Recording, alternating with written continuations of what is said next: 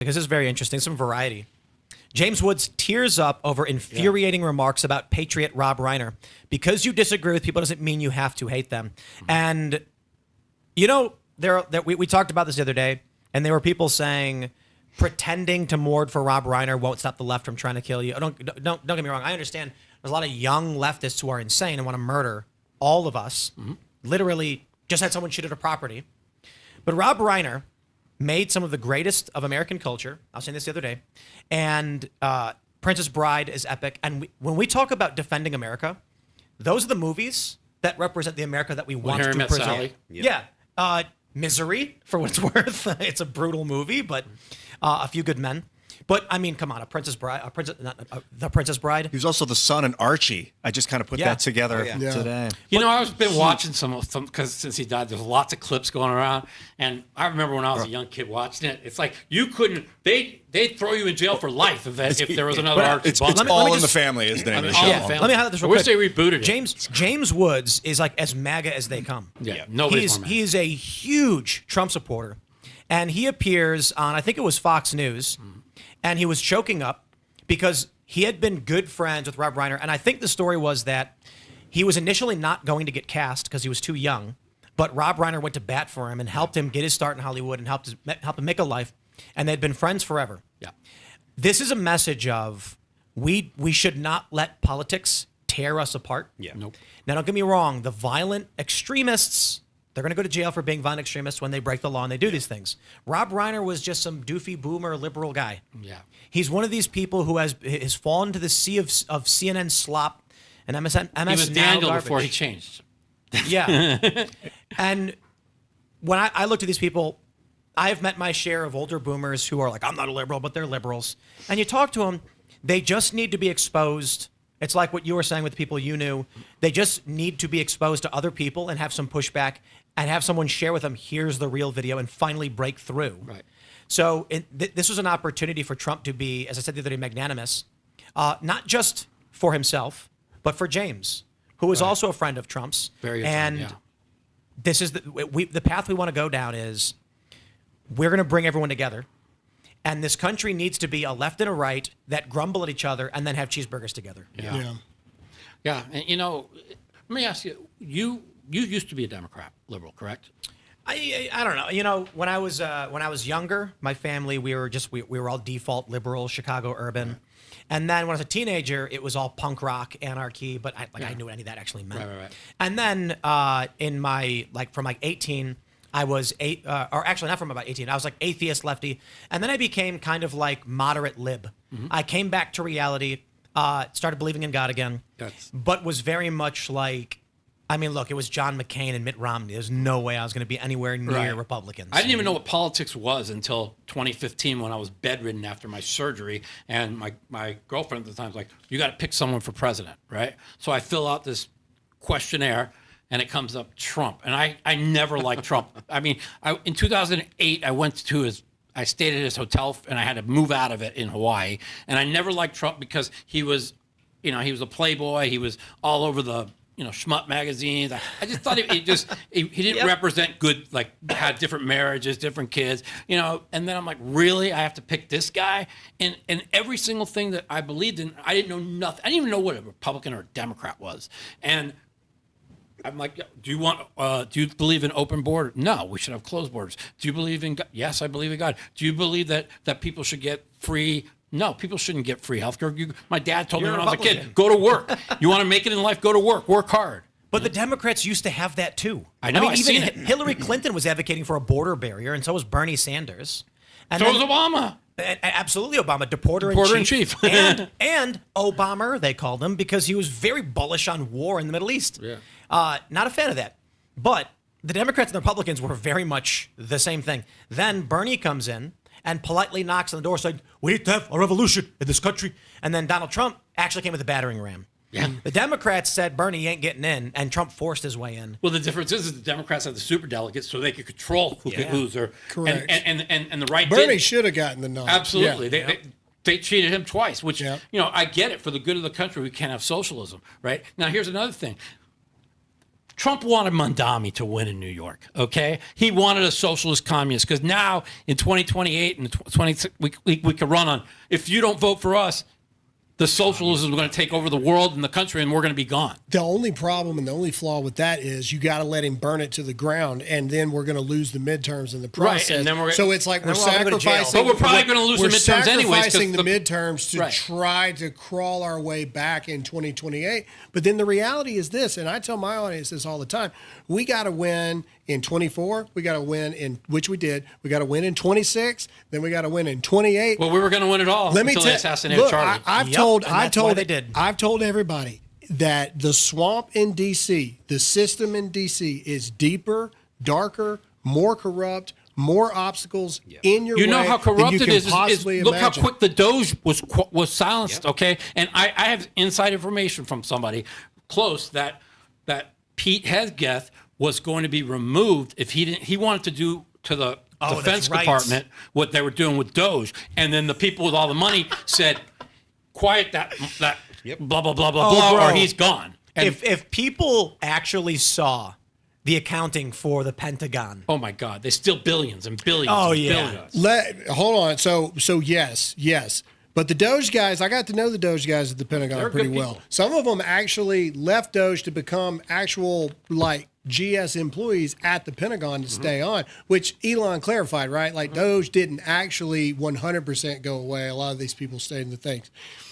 If the country actually knew, if I can give a shout out to Pete for a minute, if the country actually knew how the Department of Defense then was being run under Biden, I think we'd have a purge in the streets. Like if people actually knew how on autopilot all of this stuff actually was, it's a miracle that we weren't invaded I'm gonna during ask you- the time I'm gonna that ask you Biden all a was there. question. No, I'm serious. Like it were was a invaded miracle. And I'm going to Well, ask you all that's a true, question, that's and true. I'm going to see if you really know the answer. Okay. Do you guys believe the Elon Trump fallout was real or was staged so they could stop burning down Tesla and Tesla stock and he just went away from politics for 6 months and now they're back being best friends? Was it staged or did they really go at each other? I could. Well, the first thing I'll say is I don't know, but I can see why they would, because now they're back together again, and Elon they just announced he's funding Republicans very heavily. Yeah. Right. At first, I think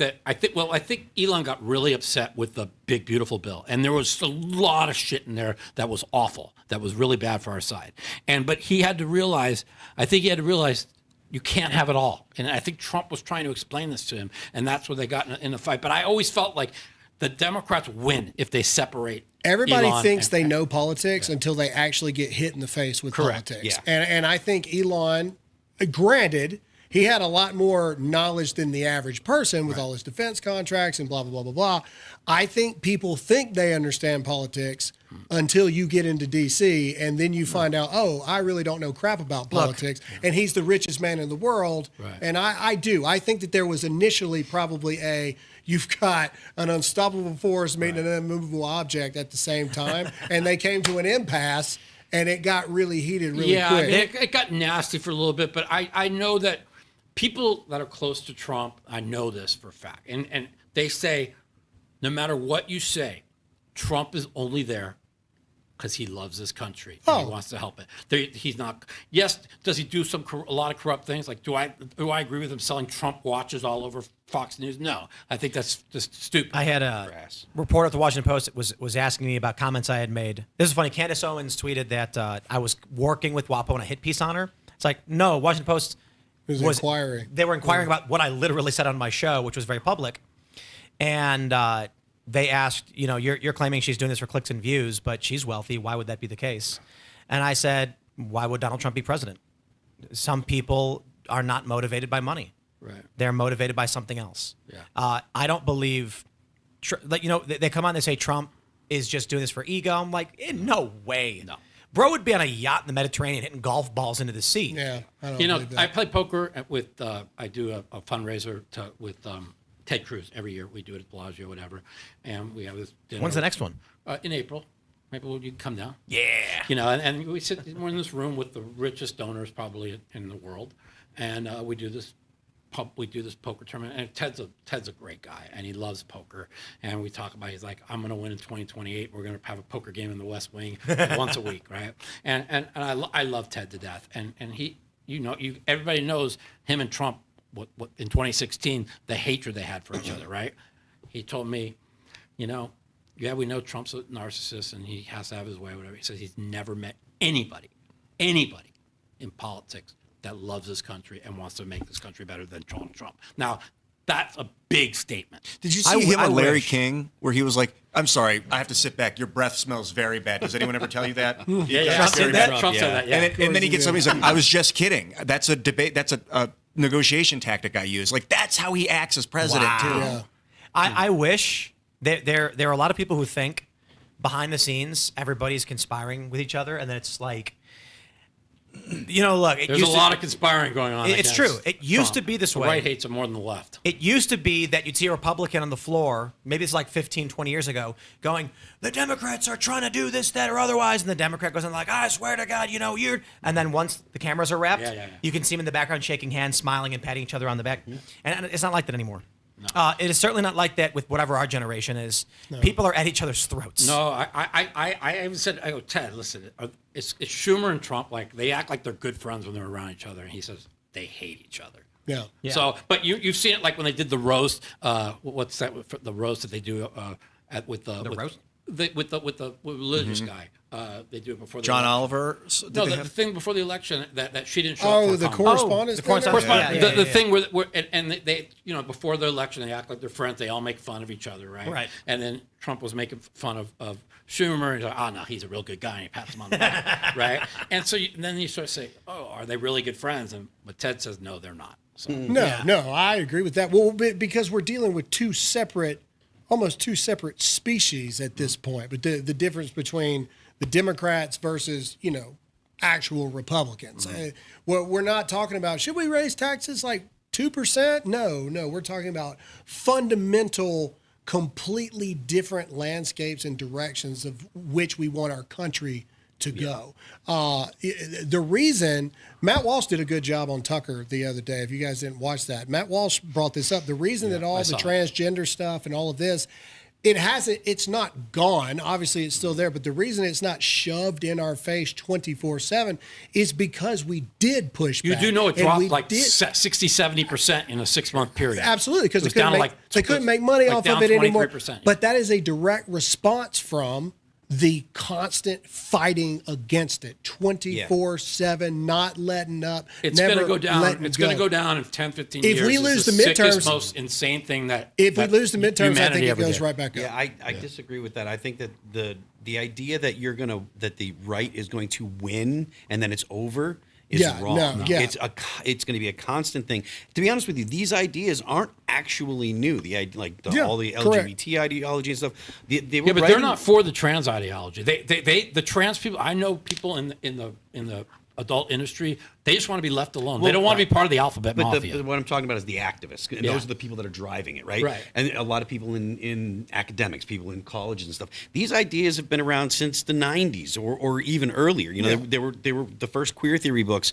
I think Judith Butler wrote one of the first queer theory books in like the 90s and stuff. So like this stuff has been around for 30 years. It's not going to just go away. These are ideas that are here to stay. And it's a matter of making sure that we as conservatives can say, look, this stuff doesn't get into schools. This stuff doesn't get to dominate. It's the one thing we have to win. It doesn't dominate the culture and stuff. You can, if you live like that, we can make room for you in society. But we're not going to let you decide where that women can't have private bathrooms from trans women or whatever. You said we as conservatives, and that is already the cultural defeat. We as people on the right, and if there's a difference, this is the point.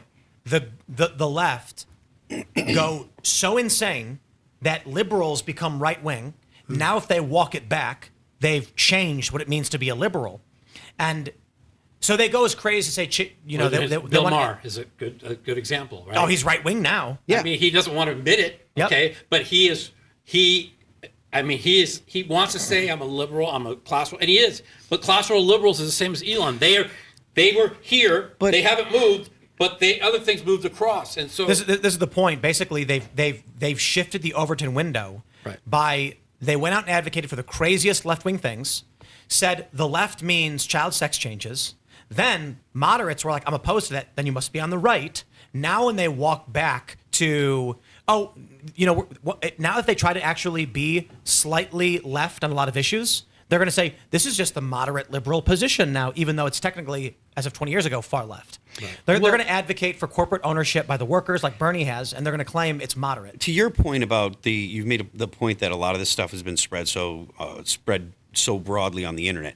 The way that the left and right divide it's in the United States, it used to be we were all kind of right-leaning, right? Even Democrats were kind of right-leaning. Now, because of the internet, you've really internationalized the right and left, and you see people on the left in the United States, they're really more like what you would see as a European leftist, where like if you're on the right, you believe in things like property rights. If you're on the left, you don't believe in property rights. Well, one of the things is when they hooked up the world on the internet, you got to realize the whole world is 50-50, right down the middle, right? You have the 15% crazies on the left and right, and you have the 35% right here where half of it is true on our side, half of it is true on their side, and we have to find the middle. And that's what Charlie was so good about doing, finding the middle, finding common ground, okay? The 15 over here, they're gone, right? They're just gone. We're tasting, the world doesn't care about free speech. I mean, maybe people want it, but the world doesn't hold it up, and that's. But we need the it. world If we lose only, it, we're done. No. The right is like this small group of people that want to maintain freedom of speech, gun rights, property rights, and everything else in this world is using the internet to bombard liberalism and make us think we're crazy and make us think that you're my enemy. But liberalism was always free speech. That was they were anti-war, pro-free speech. Now what are they? Pro-war, anti-free speech? Like if Trump said, "I've cured cancer." F you cured cancer. We want cancer back. That's what happened. Yeah. Everybody's pro free speech when they're talking about the things that they're talking about. But when you're saying something that they don't like, then free speech is. Do you remember when Pam Bondi came out like 3 months ago? Oh, that's hate speech. No, there's no such thing as hate speech. That was like she Israel walked stuff, right? it back. Yeah. So like the right does the same thing, trying to when they get power, trying to. Yeah, but that's what we're talking about. Yeah. Like the full circle of all of this is simply this. To your point, free speech isn't for it's not there. The First Amendment is not there for people to say things that you agree with. And there's a lot of people that get mad at me and Tim, I'm sure they're mad at you. Well, see, you're a hypocrite because you believe in free speech and all this, but yet you're attacking Candace. I'm not attacking Candace. I'm questioning her questions. Yeah. But that's where we are. We're at a point where there's now factions. All right, you've got this belief or this belief or this belief or this belief, and now we're all mortal enemies of each other if we question each other. But before the 2024 election, every conspiracy that they accused us of being conspiracy theorists all came true, right? So we ended up being shown that everything we were saying was the truth, everything the media was saying was a lie. Now when we start spreading conspiracy theories like Candace and it's the Jews, it's this, now all of a sudden they look at, wait a minute, we thought that they were telling the truth, but look at the garbage they're spilling out. Well, and that's what we have to fix. The reason, and I know that people have Candace fatigue. I get it. I see the comments here. I see the comments on my show every day. People ask, why? Why are we pushing back so hard against Candace? Well, for me, it's this. A majority of Candace's audience is female. All right. It can go without saying that between the ages of 18 to 45, we have a messaging issue with female voters in this country. It is the data points to it. It is undeniable in every fact. When you've got somebody like Candace Owens that, you've got these majority, possibly true crime. But she could get on the side of Megyn Kelly, on the side of you, and come back, and she could walk it back and say, you know what? I don't think Candace is capable of fully walking. Well, I'm saying, if she did, she'll lose some viewers for a time, but it'll go like this and then back up, okay? Because she's very good at talking. She's very good at boom. Yeah, but it's female coded, and they get. It's funny because when I point this out, they got really offended by it, and I was like, women. Because guys don't care if you're like, this show's totally for guys. 5 guys sitting around making dick jokes and drinking beer, they're going to go, yeah. If you say that Candace does a true crime drama emotional show, they go, what's emotional about it? They get all angry about it. She knows exactly what she's doing. She says the words that hit the boom. But this is the thing, right? The tone men also. She uses tone very articulately. Right. Men and women think very differently. And I was having this conversation about... So I think it was Cam Higby posted that. This is funny. Cam Higby posted that Candace's subscriber and view count was the lowest point it had ever been right before Charlie Kirk's assassination, and there's a massive spike in his viewership, in her viewership, right after he's murdered. And I was asked about this by the Washington Post, to which I said, "Yeah, Cam Higby reported this," and then Candace, was like, "He's claiming my audience numbers were bad, laughable." That's not what I was saying. What I said was, this is a male-coded argument. If you go to a guy and they ask you, what is your critique of Candace Owens? You go with, well, just before she went on this whole arc, her subscriber growth was the lowest it had ever been. She had 0 growth for the month, and her view count was lower than it had been in the previous months. After Charlie Kirk's assassination, she got a massive spike in new subscribers and viewers, and she pursued it. That is very mathematical. Yeah. You go to a woman, she's not going to be persuaded by that. And this is not to deride women, though many women get offended when I point this out. The argument you make to women is that Candace Owens clearly loved Charlie. She had been speaking about him longingly, that she was his wingman, but that he chose someone else, and she was the one advising him on his clothes. And it very much sounds like she wanted to be with him and could not. I'm just going to say it. Did you think, like, before she got married, she really wanted to be with Charlie, and then she found Eric? She makes it's it starting to look that way, right? She makes it sound like that. Now, the point I'm making is, it's not relatable to a woman to explain the intricacies of statistics in business motivation. Some women, yes. The average woman, probably not. And that's why women watch Married, Love at First Sight, and what's the other one? Bachelorette. No, the Married to Strangers shows. Okay. They like these very emotional 90 social Day things. Fiancé. 90 Day Fiance. Yeah. Candace's show very much follows that line, which is why it's heavily female. She has the Stanley mug, which is a big trend. It's very trendy among women. She always has a different mug up. And her show is not like ours, where we say things like, in the midterms, we're looking at a -4 in the general ballot. I mean, very statistical. Yeah. Her show is. I remember when Charlie texted me, and he was wearing this ridiculous tie, and I said, oh, "Charlie, you can't wear that tie," but he wanted to, and I said, "You should burn it." But that's what it was like, and that's how women communicate. That's I see the connection you're talking. Yeah. So the point is, we're talking about how does she come back from this? Well, I think actually, to be honest, she's not going to be able to come back politically, but among her true crime drama viewers, it'll be very easy. Yeah. Among the conspiracy audience she's cultivated, they're going to be very angry, but it's a much more male presence in the space. When she goes back talking about Blake Lively and marital drama in Hollywood, Yeah. she's fine. That was kind of crazy too. The Blake Lively, what's his name? Ryan Reynolds. Yeah. And it was weird because I had said something somewhat innocuous, like I liked Ryan Reynolds, and then people in chat started saying things like, "You're taking his side on this one? Don't you know anything about Blake Lively?" And I'm like, who cares? I don't know anything about it, Yeah. nor do I Who care. cares? No one cares. I don't care either. Back to the. I'm concerned about tax policy. To the Candace love Charlie thing that I've seen around. I've actually changed my stance over this over time. Charlie himself told me how she met George in the first place and all this stuff. Yeah, they were on a trip somewhere. Yeah. But the point was, I believe she was dating somebody at the time, or it just broke up with somebody, or the timelines are pretty close there. But either way, moving on. I don't think Candace was in love with Charlie in that way. I think Candace was in love with what Charlie had built.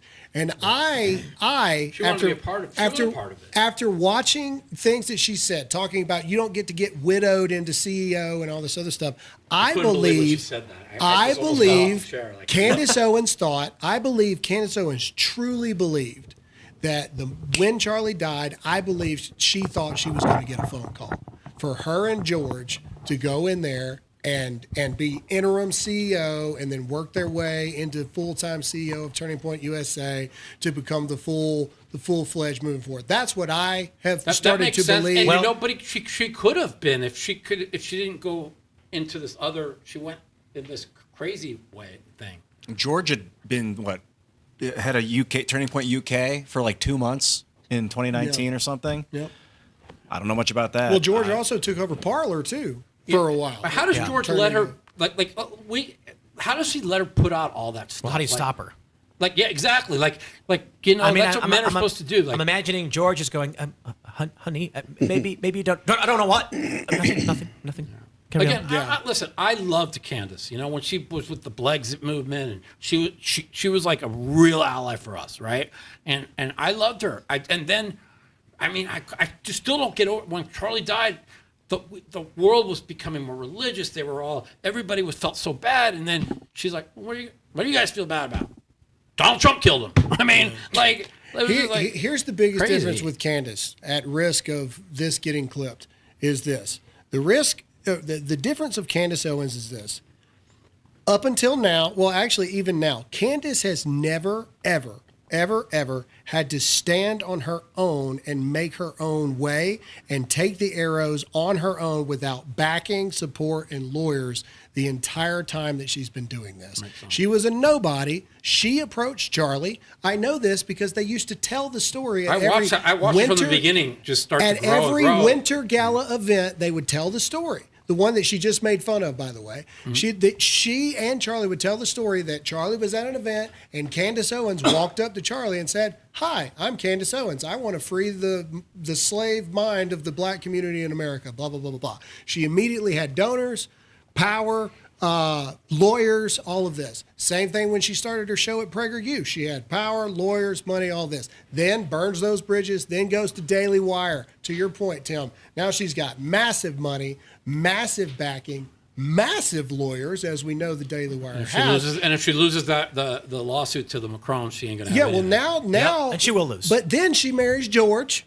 all right, and all this other stuff, and she's got money behind her and all this. Now she's got all these mounting, and again, I'm just asking questions. She's got all these mounting lawsuits. She's got all these defamation things that are coming up. You wonder, why did she start this route? I believe she needs money. That's what I think. She started down this route when she Candace? didn't get the phone call. I think she does. Well, I know how she went down the. Thanks for checking out this clip from Timcast IRL. Make sure to watch the show live Monday through Friday at 8 p.m. Subscribe to this channel, and we will see you all there.